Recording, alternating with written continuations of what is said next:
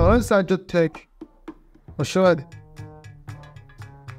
امروز یه ویدیو براتون آماده کردم، اونم چه ویدیویی خیلی فانه، خیلی خفنه. یه بطری ازم بریم. قبل از اینکه بریم ویدیو بذارید توضیح بهتون بدم اینکه راستش چه قراره. تا بار شده به این فکر افتاده باشید که چجوری میشه امنیت خونه رو بالا برد یا سکوریتی خونه رو بالا برد؟ خب خیلی ساده است.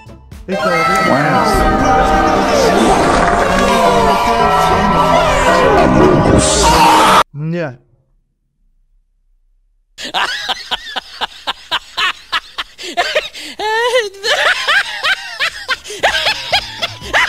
ولی یه سری کشورها که به اصطلاح بهشون میگن جهان اول کش دارن با این چیزا رو خریداری میکنن.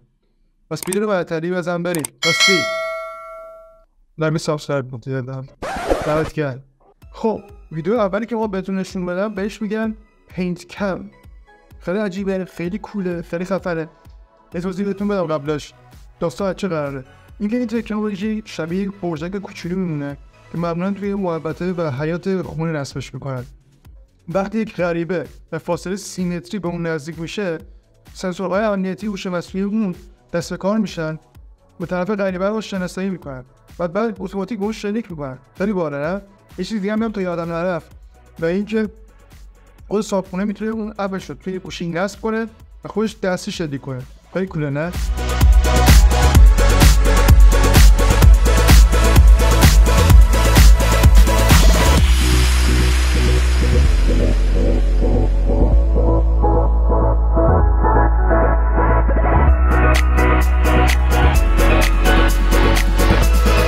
تکنولوژی بعدی اسمش هست تریبین پروتکشن. یک دیواریه که در ظاهر فکر می‌کنید دیوار معمولیه ولی اینطور نیست. این دیوار میتونه در برابر 3000 تا گلوله میتونه مقاومت کنه و همچنین میتونه در برابر گردباد و انفجارهای عظیم هم مقاومت کنه. خیلی عجیبه. یه چیز دیگه میگم تا یادم نرفت، اینکه انعطاف‌پذیریش در حدی که در برابر زلزله هم میتونه مقاومت کنه. خیلی کوله.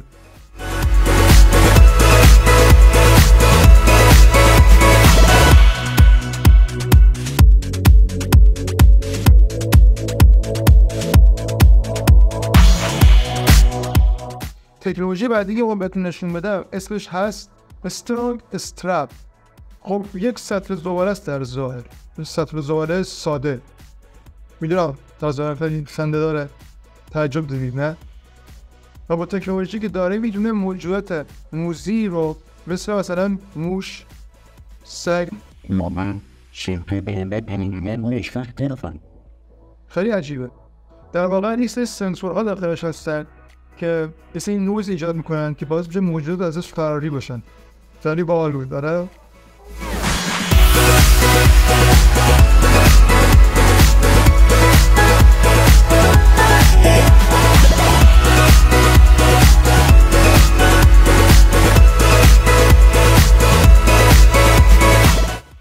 تکنولوژی بعدی اسمش هست سکیوریتی دور.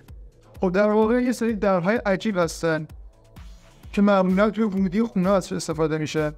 مثلا این چه کاریه؟ بیاید دوامش با هم آزمایش کنیم. کلا سازنده ها ادعا میکنن که این درها انقدر محکم و استحکامش بالا هست که شکستن دیوارهای کناریش راحت‌تر از با شکستن درشن. راستی ارزش هست 2 متر و ارتفاعش هم 3 متره. خب خیلی کوله، خیلی خفنه. ولی خب قیمتش هم خیلی خفنه.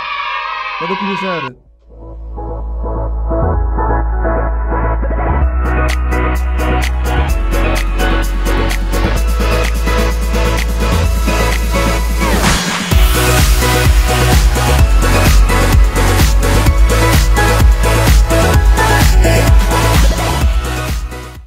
تکنولوژی بعدی که من بهتون نشون بدم اسمش هست مویر روبات. در واقع یک ربات کوچولو و کول و بازه است که 20 تا سنسور داره و 4 تا دوربین که بهش امکان میده تا بتونه این 360 رو ساپورت کنه. و از همین مهمتر این که فایل‌های مشکوک رو ثبت میکنه، میتونه چیزا از طریق ایمیل واسه صاحبش ارسال کنه که علاوه بر این یک زنگ 120 دیسیبل داره که میتونه با صداش مزاحم به تصویر. خیلی باحال بود داره.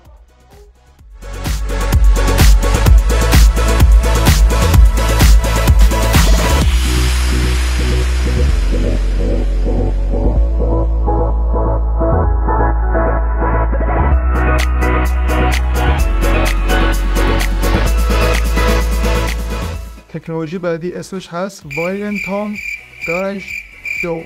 این فیلم اکشن گیریه که مثلا طرف با ماشین میره داخل گاراژ خونه یه نفر و شروع به دزدی کردن.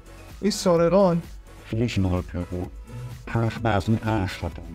این درهای خیلی بزرگ و عجیب علاوه بر این که میتونه در برابر تیر تفنگ‌ها مقاومت داشته باشه، میتونن برابر انفجارهای عظیم مقاومت کنن. البته اینا بهتون بگم گفته میشه فقط 1 ساعت میتونه در برابر حملات مقاومت کنه.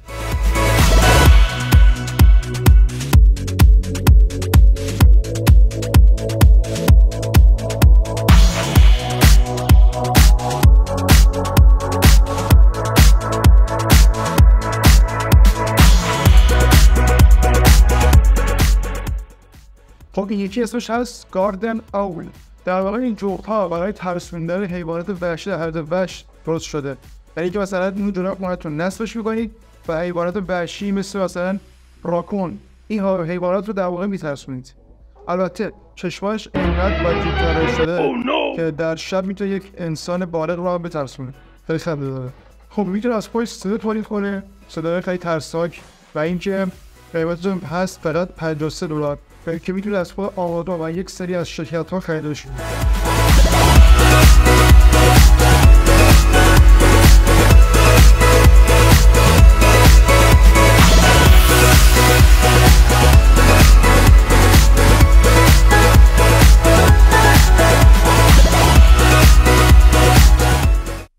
خب بچه‌ها این بود اولین ویدیو من از این کانال.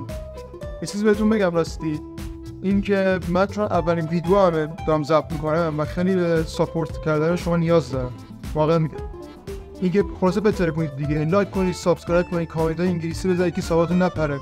ای والله به خودتون بهتون افتخار میکنم. خیلی دوستتون دارم، جدی میگم. دوستتون دارم خیلی زیاد. خدا نگهدار.